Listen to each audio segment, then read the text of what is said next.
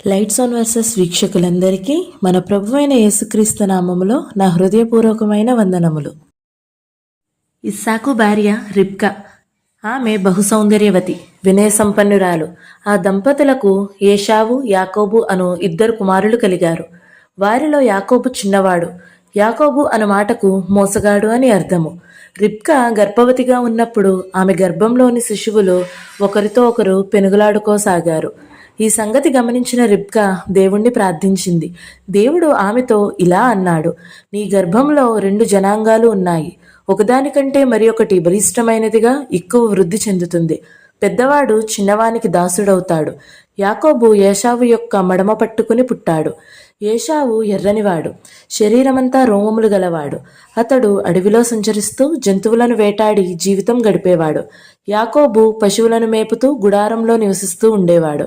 ఒకసారి ఏషావు బాగా ఆకలిగొని వచ్చాడు. ఇంట్లో కలగూర వంటకం చేస్తున్న యాకోబును కొంత ఆహారం ఇమ్మని అడిగాడు. ఆహారానికి బదులుగా యాకోబు తన అన్న యొక్క జ్యేష్ఠత్వాన్ని అడిగి తీసుకున్నాడు. యాకోబును తండ్రి దీవించుటకు ఇస్సాకు ముసలివాడయ్యాడు. అతనికి ఏషావుపై ప్రేమ ఎక్కువ. అతడు ఒక దినం ఏషావును పిలిచి, నీవు ఒక జంతువును వేటాడి దాని మాంసం వండి నా కొరకు తీసుకొనిరా, నేను నిన్ను ఆశీర్వదిస్తాను అని చెప్పాడు. ఈ సంగతి తెలిసిన రిబ్కా కూర తయారు చేసి యాకోబుకు ఇచ్చి పంపించింది. అతని చేతులకు మెడపైన మేక చర్మము కప్పింది. ఆమెకు యాకోబు అంటే ఎంతగానో ఇష్టం. యాకోబు కూరతో తండ్రి దగ్గరికి వెళ్ళాడు. నేను ఏషావును, నీకు మాంసం వండి తెచ్చాను. దేవుని దయ వల్ల నాకు వెంటనే ఒక జంతువు దొరికింది అని చెప్పాడు. అతని మాటలు విన్న ఇస్సాకు యాకోబును తడిమి చూశాడు. శరీరం ఏషావుది, కానీ స్వరం మాత్రం యాకోబుది అని అనుకున్నాడు.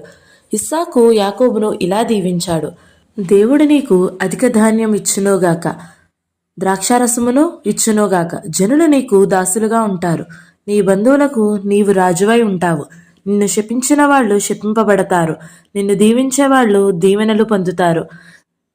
యాకోబు వెళ్ళిపోయిన తరువాత ఏషావు వచ్చాడు. యాకోబు తండ్రిని మోసం చేసి తాను పొందవలసిన దీవెనలన్నిటినీ యాకోబు పొందాడని తెలుసుకున్నాడు. మనసులో ఎంతగానో బాధపడ్డాడు.